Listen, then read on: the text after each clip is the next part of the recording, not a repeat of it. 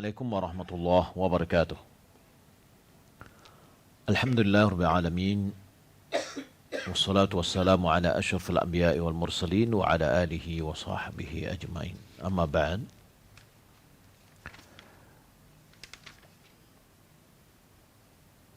Ibu-ibu dan akhwat yang dimuliakan Allah Subhanahu wa taala, kembali kita melanjutkan kajian kita di dalam atau dari kitab Al-Fiqh Al-Muyassar fi Dha'il Kitab wa Sunnah. Kita telah masuk di dalam pembahasan Al-Mashu 'alal Khuf, menyapu di atas khuf. Kita telah mempelajari bagaimana tata caranya dan juga sudah kita pelajari berapa masa kita boleh menyapu. Yang mana jawabannya, tata cara kita menyapunya adalah dengan kita menyapu bagian atasnya saja, disapu. Kemudian masanya bagi orang yang mukim 1 hari 1 malam, atau bisa dikatakan 1 kali 24 jam. Bagi orang yang musafir 3 hari 3 malam. yakni 3 kali 24 jam. Baik, kita lanjutkan. Ada beberapa persoalan lagi yang tinggal yang bisa kita tuntaskan insyaallah. Yang pertama adalah mubtilatihi atau mubtilatuhu, yang membatalkan penyapuan.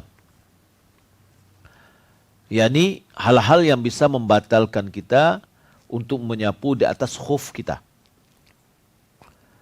Wa yubtilul masha atau yubtilul mashu bima ya'ti. Penyapuan tidak bisa dilakukan disebabkan oleh beberapa hal di bawah ini. Yang pertama, idza hasala ma yujibul ghuslu batalal mashu. Kalau seandainya terjadi hal yang menyebabkan atau yang mewajibkan mandi, maka penyapuan di atas khufnya menjadi batal. Kenapa? Karena dia harus mandi. Kalau mandi berarti dia harus membuka khufnya. Berdasarkan hadis Sufwan bin Assal, qal kana Nabi sallallahu alaihi wasallam ya'muruna idza kunna safara alla nanzi'a khifafana 3 ayamin wa layalihinna illa min janabatin. Nabi SAW menyuruh kami apabila kami bersafar agar kami tidak membuka khuf kami 3 hari 3 malam. 3 hari 3 malam, yakni 3 siang dan 3 malam. Illa min janabatin, kecuali disebabkan oleh junub. Berarti kalau junub harus membuka khufnya karena dia harus mandi, menyempurnakan seluruh tubuhnya untuk disirami. Jadi kalau seandainya ada penyebab dia junub atau mandi besar, maka dia tidak bisa menyapu di atas khuf. Yang kedua, idza dhahara ba'du mahallil fardhi ay dhuhuru ba'dul qadam batalal mashu. Apabila sebagian lokasi yang wajib untuk dibasuh tampak, kelihatan atau keluar, ya, keluarnya sebagian dari kaki, maka batallah penyapuan. Ya, kalau seandainya kaos bagian depannya robek, sehingga keluarlah sebagian dari kakinya. Maka tidak bisa disapu lagi. Kenapa? Karena salah satu yang membolehkan penyapuan yaitu tertutupnya seluruh bagian anggota wudu yang wajib dibasuh. Ya, tertutupnya seluruh bagian daerah anggota wudu yang wajib dibasuh. Kalau seandainya masih kelihatan, maka tidak wajib atau tidak boleh disapu. Sebagaimana yang telah kita jelaskan sebelumnya, seperti kaos kaki atau khuf di bawah dari mata kaki. Karena mata kaki wajib dibasuh. Maka kapan boleh disapu? Apabila menutup seluruhnya, kaki dan sampai ke mata kaki. Yang ketiga, naz'ul khuffaini yabtulul mashu. Atau naz'ul khuffaini yubtilul masha.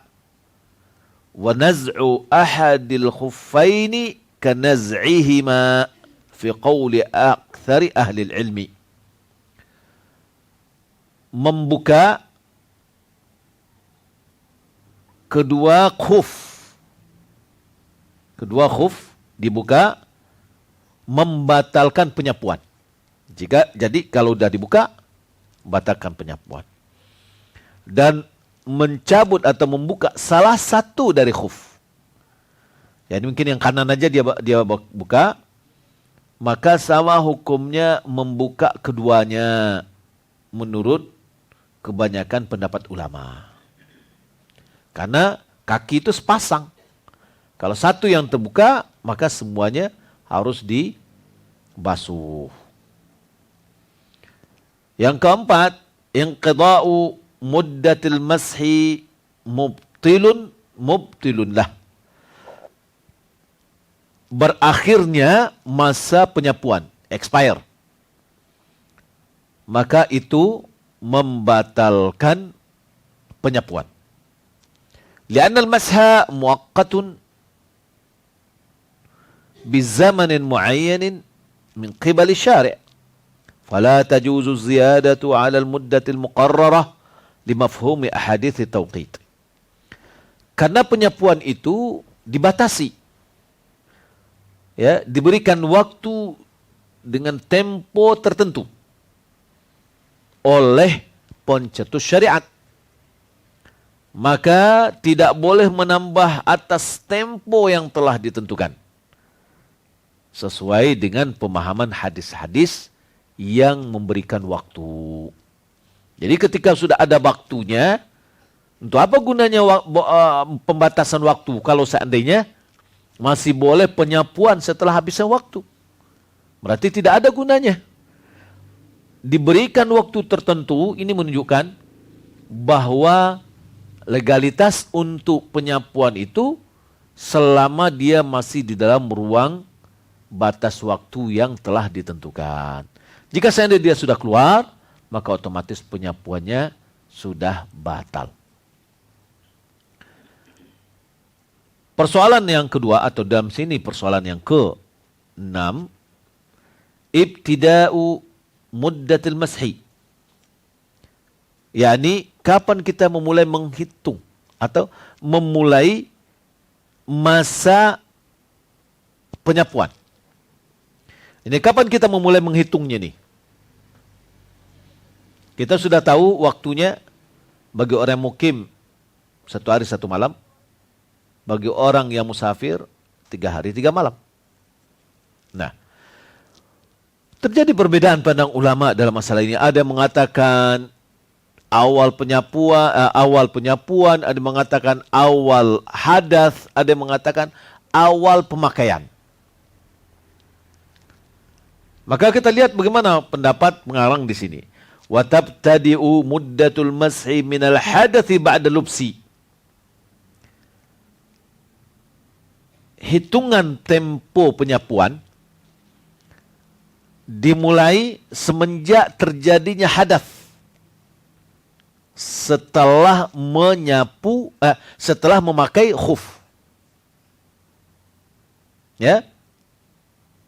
Kaman tawadda'a li salatil fajr wa labisal khuffaini wa ba'da tulu'i syamsi ahdath wa lam yatawadda' thumma tawadda'a qabla salati adh-dhuhri fabtida'i muddati min tulu'i syamsi waqtal hadath. Seperti orang yang berwudu untuk salat subuh, lalu dia memakai kedua khufnya. Setelah terbit matahari, baru dia punya hadas, yakni buang angin misalkan, atau dia pergi ke WC. Dan dia belum berwudu kecuali wudunya sebelum zuhur. Maka hitungannya dimulai, masa temponya tadi mulai dari terbitnya matahari, karena itu adalah waktu terjadinya hadas. Wa qala ba'dul ulama ibtida'uha min haitsu tawadda'a qabla salati adh-dhuhri ay min al-mashi ba'da al-hadath. Ada yang mengatakan dimulai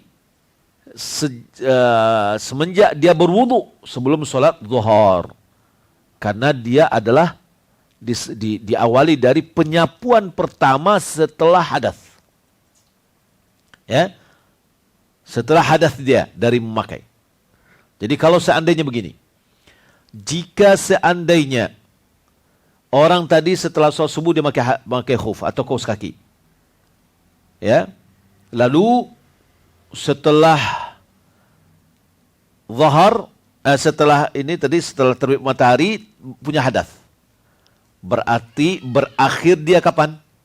Kalau menurut pendapat pertama, berakhir dengan terbitnya matahari besok. Ya. Dia tidur pakai khuf, bangun, kemudian dia sholat, masih tetap pakai khuf, sholat subuh. Ya. Setelah terbit matahari, dia tidak boleh lagi penyapuan karena sudah habis masanya kalau seandainya dihitung awal terjadinya hadas.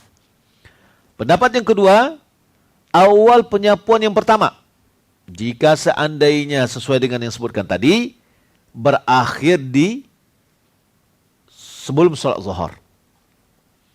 Kalau seandainya seorang dia berwudu sebelum sholat subuh, baru dia punya hadas sebelum maghrib, kemudian dia wudu untuk maghrib. Ya, kapan berakhirnya penyapuan tersebut?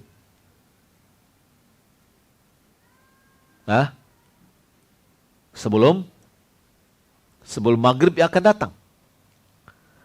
Ya, berarti 24 jamnya bukan dihitung dari pemakaian khuf. Akan tapi ada di antara ulama mengatakan di awal di masa pertama dia punya hadas. Ada lagi yang mengatakan pertama penyapuan setelah dia berhadas. Baik. Persoalan yang ketiga, atau di sini ada mas'alatus sabi'ah, persoalan yang ketujuh, al-mas'u 'alal jabirah wal imamah wa khamrin nisa. yakni penyapuan di atas perban, pembalut luka. Atau misalkan orang yang patah, dia dibalut dengan jip, ya, digip. Atau penyapuan di atas imamah. Imamah itu adalah serban yang dibelit di atas kepala laki-laki. Atau khamrin nisa, atau kerudung wanita. Al-jabirah hiya a'wadun wa nahwiha kaljibs mimma yarbutu al kasri liyujbir wa yaltaim wa yamsah 'alaiha. Jabirah ini adalah dia kayu atau seperti gips yang diikat ya terhadap tulang yang patah agar dia kembali menyatu ya dan lengket. Jadi ada yang pakai kayu kemudian dibalut dengan perban. Kalau di kampung itu dibalut dengan apa? Dibalut dengan pinang. Ya. Ada pelepah pinang itu. Nah, itu dibalut dengan itu. Nah, itu supaya patahnya ini bisa lurus gitu ya. Nah, tentu ini tertutup dia. Bagaimana cara dia berwudu? Ya. Maka dalam hal ini yumsahu 'alaiha, dari bagian yang kena disapulah di atasnya.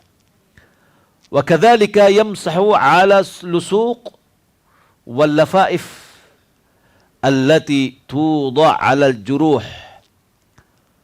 Begitu juga disapu di atas stiker. Ya, Handy Plus bagi kita ya. Handy Plus itu merek tuh. Ya, apa? Plaster ya, boleh juga. Atau perban, tentu juga ada plaster di situ ya. Untuk meletakkan, untuk menguatkan perban. Maka di atasnya disapu. Wal lafaif atau perban yang dibalutkan atau yang dibalutkan di bagian yang luka. Ya, yang diletakkan di atas luka. Fakuluha hadhil asya yumsahu 'alaiha bisyarti an takuna ala qadril hajah.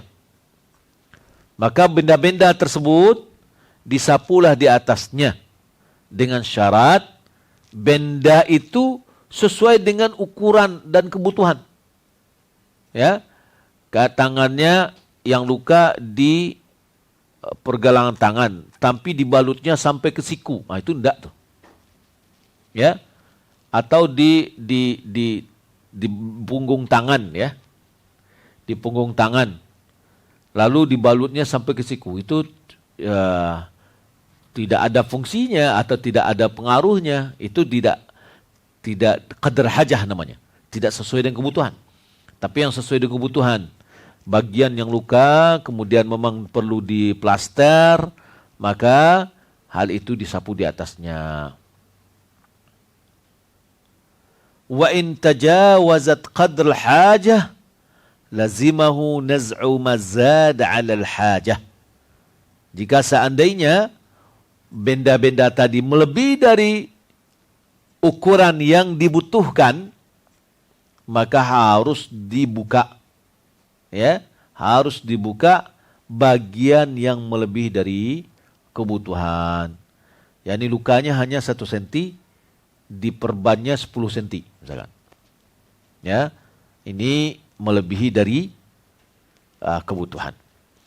Wa yajuzu al-mas'u 'alayha fil hadath al-akbar wal asghar. Boleh menyapu di atasnya ketika punya hadas besar dan hadas kecil. Hadas besar bagaimana cara menghilangkannya? Dengan cara mandi. Dan hadas kecil dengan cara berwudu. Walaysa lil mas'i 'alaiha waqtun muhaddad. Benda yang disapu di atasnya tadi tidak ada waktu tertentu. Bal yumsahu 'alaiha idza ila naz'iha au shifa'i ma tahtaha. Malah selalu bisa disapu di atasnya sampai dia dicabut atau sampai sembuh apa yang di bawah perban itu. Jadi berbeda dengan khuf. Khuf dibatasi 1 hari 1 malam bagi orang mukim, 3 hari 3 malam bagi orang yang bersafar. Adapun benda-benda yang diletakkan di atas luka atau patah, maka itu sesuai dengan kebutuhan. Taib. Wa dalilu ala dhalik, dalilnya adalah annal masha 'alal jabirah daruratun wad daruratu tuqaddar biqadariha wala farqa fiha bainal hadatsain.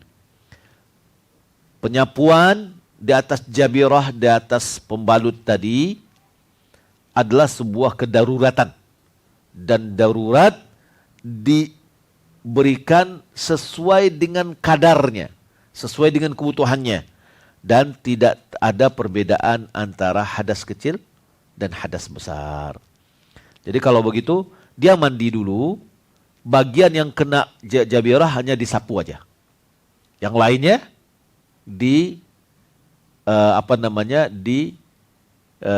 basuh, yaitu dimandikan. Wa kadzalika yajuzul mashu 'ala al-imamah. Begitu juga boleh menyapu di atas imamah. Imamah itu adalah serban yang dibelit-belitkan di atas kepala. Ya. Taib. Wa hiya ma yu'ammamu bihi ar-ra's, yaitu yang menutup seluruh kepala, ya, imamahnya tadi. Wa yakunu alaihi wa yukawwir alaihi, dibelitkan di atas kepala itu. Ya, imamah tadi menutup kepalanya kemudian dibelitkan. Wa dalilu ala dzalik, dalilnya adalah hadis Mughirah bin Syu'bah radhiyallahu anhu anna Nabi sallallahu alaihi wasallam masa ala imamatihi wa ala nasiyati wal khuffaini. Nabi sallallahu alaihi wasallam menyapu di atas di atas imamahnya, di atas ubun-ubunnya, dan di atas khufnya. Jadi kalau orang pakai imamah disapu dulu sampai ke ubun-ubun, berarti bagian kepalanya depan ya sampai ke ubun-ubunnya, kemudian disempurnakan di atas khufnya. Wa hadis di atas imamahnya, maaf, kemudian baru khuf, ya. Wa haditsu annahu masa 'ala al-khuffaini wal khimar, yakni imamah. Hadis lain Nabi sallallahu alaihi wasallam menyapu di atas khufnya, di atas khimar, yaitu imamahnya. Wal masu 'alaiha laisa lahu waqtun muhaddad. Penyapuan di atasnya juga tidak memiliki waktu yang dibatasi. Walakin lau salaka sabilal ihtiyad, akan tapi kalau seandainya dia mengambil sikap kehati-hatian, falam yamsaha illa idza labisaha ala taharah wa fil muddatil muhaddadah lil mas'i ala khuffaini lakana hasanan. Dia tidaklah menyapunya kecuali sudah dipakai setelah taharah dan masanya dibatasi seperti khuf. Ini sebagian pendapat, ya. Wa ammal khimarul mar'ah, adapun kerudungnya wanita, wa huwa ma tughatti bihi ra'saha, yaitu benda yang menutup kepala wanita. Fal aula alla yamsah alaihi, maka yang utama itu jangan dia menyapu di atasnya. Illa idza kana hunaka masyaqqatun fi naz'ihi, kecuali kalau seandainya terdapat kesusahan di dalam membukanya. Aw li maradin fil ra'si wa nahwi dzalik, atau disebabkanlah penyakit di kepala atau yang lainnya. Ya, kesusahan untuk mencabutnya atau membukanya, seperti berwudu di tempat umum misalkan.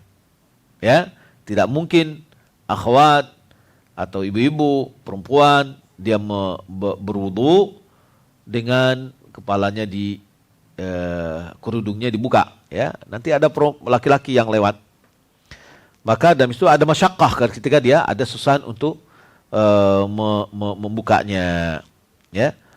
Walau kana ar-ra'su mulabbadan bihina'i wa ghairihi fayajuzu al-mas' alaihi, ya, li fi'li Nabi sallallahu alaihi wasallam wa umuman taharat ra'si fiha syai'un min at-tashil wa taysir ala hadhihi ummah. Walaupun kepalanya itu dikasih hina, pacar dan yang lainnya, ya, maka boleh penyapuan di atasnya karena Nabi sallallahu alaihi wasallam melakukan hal itu, atau karena perbuatan Nabi, dan keumuman taharat ra'si fiha syai'un min at-tashir, di mana penyapuan atau kesucian kepala itu ada atau berwudu dengan menyapu kepala tadi ada tashil wa taisir, kemudahan, kegampangan dan kemudahan terhadap umat. Jadi kalau seandainya ibu pakai jilbab, ya, lalu di tempat posisi di mana tidak mungkin membukanya, maka dia buka. Tapi kalau seandainya memungkinkan maka dia penyapu di atasnya. Tapi kalau seandainya di tempat mungkin untuk membukanya, khusus untuk wanita aja semua, maka harus dia buka supaya dia berwudu dengan sempurna. Kalau tidak, artinya tempat di mana tidak memungkinkan dia untuk membuka, maka dia bisa lakukan untuk penyapuan di atas khimar atau kerudungnya. Dia bisa lakukan seperti Rasulullah melakukan di imamah, yakni disapu dulu bagian kepalanya di depan, ya, di bawah dari khimar tadi, kerudung, kemudian disempurnakan di atas kerudungnya. Wallahu a'lam. Demikian yang dapat kita sampaikan, semoga bermanfaat, ya. Kita masuk ke tanya jawab. Ya. Kami seorang PNS, kami diwajibkan untuk memakai seragam seperti gambar di atas. Bagaimana hukumnya? Ini ada namanya pakaian apa? Pakaian baju moderasi. Ya, itu ya. Baju moderasi. Baju moderasi ini adalah baju yang di dalamnya ada salib. Ada masjid, ada salib, ada semua anunya ya. Ini di zamannya Soeharto tidak pernah melakukan hal ini. Ya. Taib. Dalam sebuah hadis Nabi, ya. Dalam sebuah hadis Nabi, Adi bin Hatim, seorang sahabat Nabi, ketika dia masuk Islam, dia mendatangi Nabi SAW. Nabi kita, Nabi Muhammad, disifati dakwahnya apa? Rahmatan lil alamin, ya. Betul nggak, Ibu? Ya, wa ma arsalnaka illa rahmatan lil alamin. Tidaklah kami mengutusmu kecuali untuk rahmat sebagai rahmatan lil alamin. Sebagai rahmat untuk semesta alam. Apa makna rahmat untuk semesta alam ini? Apakah toleransi kebablasan yang sudah ada? Ya? Atau bagaimana? Coba kita lihat nih. Apa kata Adi bin Hatim? Ataitun Nabiyya sallallahu alaihi wasallam wa fi unuqi salibun min dhahab. Aku mendatangi Nabi sallallahu alaihi wasallam. Di leherku ada salib yang terbuat dari emas. Faqala ya Adi, wahai Adi, itrah anka hadzal wathan. Buang dari dirimu berhala ini. Wa sami'tu yaqulu fi surati Bara'ah. Lalu aku mendengar Rasulullah SAW membaca dalam surah Al-Bara'ah, yakni surah Taubah. Ittakhadhu ahbarum wa ruhbanum arbaba min dunillah. Mereka menjadikan pendeta-pendeta mereka, biarawan-biarawan mereka sebagai Tuhan selain daripada Allah Subhanahu wa taala. Qala, lalu Nabi mengatakan, "Amma innahum lam yakunu ya'budunahum, walakinnahum kanu idza ahallu lahum syai'a istahalluhu wa idza harramu alaihim syai'an harramu." Kata Nabi SAW, sesungguhnya mereka itu tidak mengibadati pendeta-pendeta tersebut. Akan tetapi mereka apabila pendeta menghalalkan bagi mereka sesuatu, mereka pun ikut menghalalkannya. apabila pendeta mengharamkan kepada mereka sesuatu, mereka pun mengharamkannya. Maka itulah ibadah mereka terhadap pendeta tersebut. Nah, maka yang bercorak adanya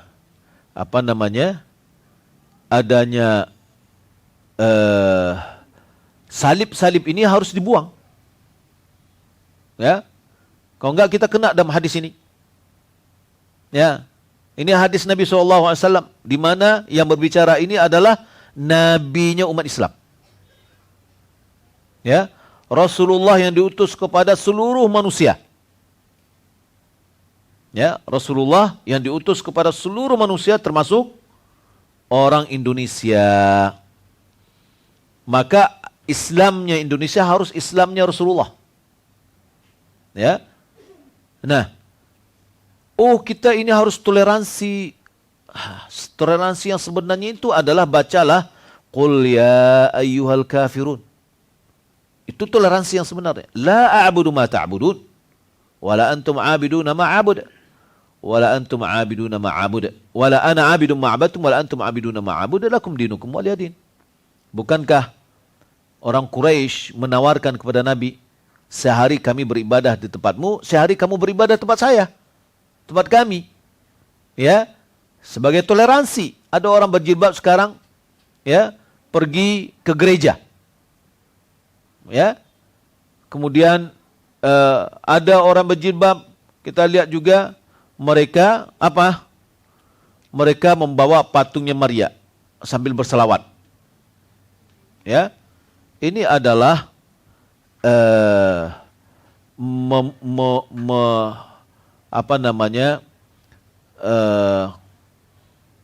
mencampur adukan al-haq dengan yang batil. Ya, ini agama kita. La ta'ata li makhluqin fi ma'siyatil khaliq. Tidak ada ketaatan kepada sang makhluk dalam berbuat maksiat kepada sang khaliq. Maka kalau seandainya ada pakaian yang seperti ini, hilangkan. Salibnya dihilangkan. Ya, sebagaimana Nabi perintahkan kepada Adi bin Hatim. Ya. Kalau seandainya kita mengatakan ini, ya, ini kata Nabi, jangan-jangan mereka akan menuduh, ini Rasulullah ini Wahabi nih. Ya, melarang kayak gitu nanti diulang Wahabi Salafi. Sementara itu ada hadis Nabi sallallahu alaihi wasallam. Wallahu a'lam. Bolehkah wanita berenang di kolam renang khusus wanita dalam rangka untuk pengobatan atau terapi? Mudah-mudahan kalau seandainya memang ada poinnya adalah untuk dalam berobat atau terapi karena tidak ada kolam renang di rumahnya, mudah-mudahan. Tapi perlu pakaian, jaga bagian pakaian-pakaian, bagian-bagian yang bisa menjadikan orang lain terfitnah, walaupun itu sama-sama wanita. Ya, kita tahu juga bahwasanya ada hadis yang melarang wanita untuk datang ke pemandian umum. Wallahu alam. Pertanyaan dari Lampung, anak ingin bertanya bagaimana cara terbaik untuk mengatur emosi dan mencegah sakit hati dalam sebuah hubungan sesama teman dan dalam rumah tangga. Bagaimana cara mengendalikan emosi menurut Islam? Terima kasih sebelumnya. Kalau seandainya kita emosi itu adalah datang dari syaitan. Maka caranya, kalau seandainya kita sedang berdiri, duduk. Sedang duduk, berbaring. Ya. Kemudian setelah tenang pergi segera berwudu. Karena emosi itu adalah api yang datang diembus oleh syaitan. Maka memadamkannya adalah api dengan berwudu, ya. Masih dari Lampung, ya. Pertanyaan anak ini tidak ada hubungannya dengan sakit hati. Ada orang sering beli barang sama anak dan dia adalah tetangga anak sendiri. Kata orang tetangga ini memelihara tuyul. Salah satu syarat memelihara tuyul menurut cerita orang sama ana adalah dengan membelanjakan duit yang didapatkan dari tuyul itu. Selama ini ana nggak tahu masalah itu dan ana masih nggak percaya. Yang ingin ana tanyakan, apakah duit yang dipakai belanja oleh yang memelihara tuyul itu haram sampai di tangan ana atau tidak, Ustaz? Soalnya ana pedagang, ana menjual dari pembeli. Bagaimana ini, Ustaz? Enggak. Nggak ada hubungannya kita dengan tuyul. Ya, uang itu halal karena dia mengambil barang kita dan dia membayar. Ya, sama dengan orang yang mencuri misalkan. Ya, kalau dia mencuri lalu dia belanja di tempat kita barang keperluan dia, maka itu adalah suatu hal yang halal. Wallahu alam. Anda mengajar di suatu yayasan tempat belajar tahsin. Apakah kita boleh menerima makan dari orang yang belajar dengan ana? Dia ngasih makanan itu untuk ana sendiri, untuk ustazah di kelas lain tidak ada, Ustaz. Apakah kita digaji oleh tempat kita mengajar itu? Ya. Dan ngaji kita ini digajinya sesuai dengan proporsional ya. Kalau ada seperti itu, ya, kita serahkan kepada pemilik yayasan tersebut, pemberian tersebut, karena kita sudah digaji. Kalau seandainya pemilik tempat itu mengembalikan kepada kita, silahkan dimakan, maka insya Allah itu tidak apa-apa. Gimana hukumnya acara adat mangkik datuk di mana ada arak-arakan dan foto bersama? Sebenarnya anak nggak mau ikut, tapi keluarga besar menyuruh. Mengangkit datuk atau gelar datuk secara hukum nggak apa-apa, ya, itu nggak apa-apa karena ini namanya acara keadatan, ya. Dia ditokohkan atau didahulukan selangkah dinaikkan serantiang, ya. Di dalam kesukuan kita, kampung kita, itu tidak apa-apa. Tapi yang bermasalah kalau arak-arakan juga untuk dibawa kemana-mana biar orang tahu, ya nggak apa-apa juga. Yang bermasalah adalah berfoto-foto bersama. Maka kita minimkan hal yang demikian. Ya, wallahu a'lam. Apa itu khuf? Khuf adalah yang dipakai di kaki, yang terbuat dari kulit. Dia bukan sepatu kulit, dia bukan sepatu bot, ya. Dia adalah sepatu, dia terbuat dari kulit yang dipakai di kaki. Kalau terbuat dari wol namanya kaos kaki. Nah, maka bisa kita katakan dia adalah kaos kaki yang terbuat dari kulit. Ah, itu dia yang lebih dekat. Ya, maknanya kaos kaki yang terbuat dari kulit. Sebab kalau kita katakan dia sepatu kulit, maka sepatu kulit yang seperti sepatu tentara, maka itu bisa. Ya, sepatu tentara yang menutup kedua mata kaki. Adapun sepatu kulit yang pakai sol kemudian dia di bawah dari mata kaki, itu tidak termasuk kategori dari hukum khuf. Tapi kalau dia bisa menutup mata kaki, maka bisa dimasukkan kepada kategori hukum khuf. Wallahu alam. Mana lebih utama, berwudu dengan sempurna atau mengusap khuf? Yang utama itu adalah apa keadaan kakinya. Jika seandainya keadaan kakinya sedang memakai khuf, maka dia sapu di atas khuf atau disapu di atas kaos kakinya. Itu yang lebih baik. Jika seandainya dia tidak pakai kaos kaki, maka membasuh lebih baik daripada dia menyapu di atas khuf. Nabi SAW sangat simpel sekali. Jika kakinya terbuka, tidak pakai khuf, dia basuh. Apabila pakai khuf, maka dia sapu di atas khufnya. Pertanyaan kedua, jadi pendapat yang lebih kuat mana, Ustaz, untuk khusus menghitung masa permulaan mengusap? Setelah wudu atau setelah berhadas? Setelah berhadas yang benar. Ya, setelah berhadas. Wallahu alam. Ini yang lebih dekat, ya. Bukan setelah wudhu pertama. Pendapat yang kedua kan berwudhu setelah hadas berarti ya, penyapuan. Maka pendapat kalau misalkan untuk kehati-hatian adalah setelah hadas. Syekh Ibnu Utsaimin kalau tidak salah kecenderungannya adalah setelah penyapuan pertama. Wallahu alam. Ana hamba Allah dari Pekanbaru atau di Pekanbaru. Ustaz, ana ada problem. Apa boleh bersikap tidak peduli pada hal kebutuhan finansial kepada adik laki-laki ana? Padahal ana tahu adik ana membutuhkan. Ana lakukan karena menjaga keridhaan suami ana terhadap ana. Suami ana sedang marah berat sama adik ana karena adik ana tidak mau diberi nasihat baik. Di antara nasihatnya agar adik ana berakhlak baik, jangan meninggalkan sholat. Tapi adik ana marah dan malah mendoakan hal keburukan untuk keluarga kami. Sekarang adik ana tidur di kantornya dan hanya pulang mandi. Ana tahu dia tidak makan, Ustaz, karena uangnya tidak ada. Termasuk marahnya kami kepada adik itu, uang dari kantornya dibelikan barang yang tidak berfaedah. Ana bingung, Ustaz, di sisi ana kasihan melihat adik ana enggak makan, ataupun kalau makan hanya pakai Indomie, sementara kami bercukupan. Ana mau ngasih, tapi takut suami ana enggak ridha. Mohon solusinya.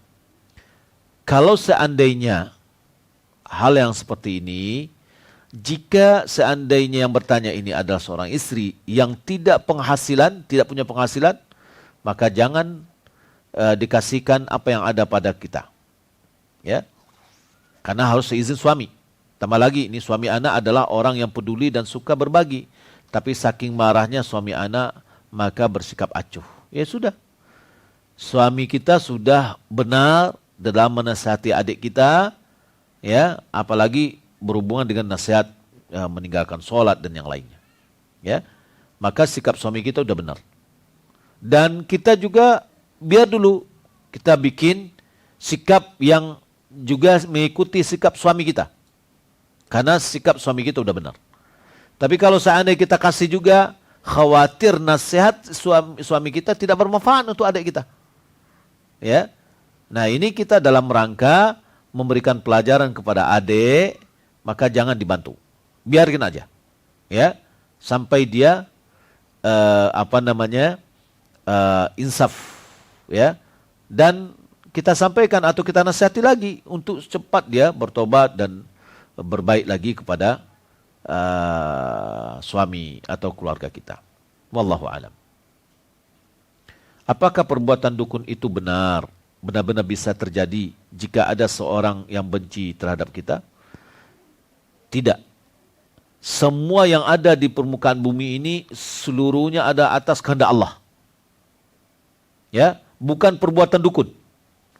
Pastikan bahwa apa yang akan menimpa kita sudah ditulis oleh Allah Subhanahu wa taala sebelum langit dan bumi diciptakan.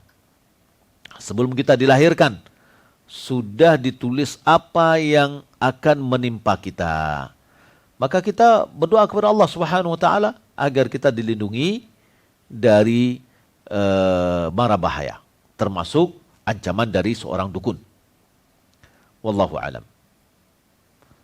Bagaimana hukumnya jualan online sebagai reseller yang mana kita tidak perlu menyetok barang dagangan. Dan saat ada yang belanja baru barang kita pesankan ke supplier. Pertama lebih baik ke supplier itu kita minta bahwasanya kita menjadi agen dia. Ya. Kemudian kita minta izin kepada dia untuk kita pasarkan. Nah, kalau hal yang demikian, kita boleh memasarkan barang mereka, dan ketika ada pemesanan baru kita memesan atau membeli barangnya. Wallahu a'lam. Bolehkah berobat kepada orang yang indigo, Ustadz? Karena orang yang mengobati ini juga rajin mendengar kajian. Kalau berobat itu ke dokter dong. Ya. Jangan ke indigo. Ya, orang indigo ini katanya orang yang punya apa istilahnya? Apa istilahnya? indera yang ketujuh. Ya mungkin saking banyaknya gitu loh. 6, 7, 8, 9, 10. Ya, tidak perlu kita ke sana. Kita pergi berobat ke dokter yang sudah lama berkecimpung dalam pengobatan. Kemudian kita itu adalah salah satu sebab, ya. Jangan ke orang yang seperti yang mengatakan indera yang keenam ini, ya, karena ini sama dengan pergi ke dukun, ya. Wallahu taala alam. Demikian yang dapat kita sampaikan, semoga bermanfaat. Wassalamualaikum warahmatullahi wabarakatuh. Sana, nyoba lanjut. Yuk di lapak seru saja.